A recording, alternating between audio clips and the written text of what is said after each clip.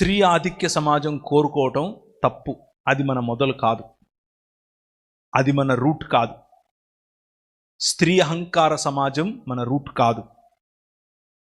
ఒక రకంగా చెప్పాలి అని అంటే హైదరాబాద్ లాంటి నగరాల్లో ఇప్పుడు స్త్రీ అహంకార సమాజం మొదలైంది. అది మనల్ని చంపేస్తుంది. పురుషాహంకార సమాజం ఏ విధంగా అయితే బానిసత్వానికి దారితీస్తుందో స్త్రీ అహంకార సమాజం కూడా బానిసత్వానికే దారితీస్తుంది. స్త్రీలైన మీరు, దేవుడు మిమ్మల్ని సున్నిత హృదయులుగాను చాలా కేర్ అండ్ కంపాషన్ ఉన్న మనుషులుగాను చేశాడు. Don't lose that. వాడెవడో మీసాలు తిప్పాడని, తొడలు కొట్టాడని మీరు మీ స్త్రీత్వాన్ని కోల్పోవద్దు.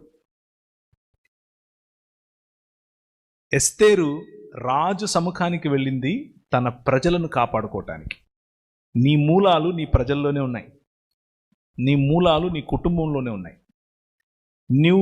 నీకిప్పుడు దేవుడు తలాంతులు ఇచ్చాడు కాబట్టి, నువ్వు నాయకురాలు అయ్యావు కాబట్టి, నీ మూలమైన నీ ఇంటిని మర్చిపోతే, నీ మూలమైన నీ ఇంట్లో ఉన్న నీ బాధ్యతలు మర్చిపోతే నీతో పాటు నీ కుటుంబం కూడా పోతుంది.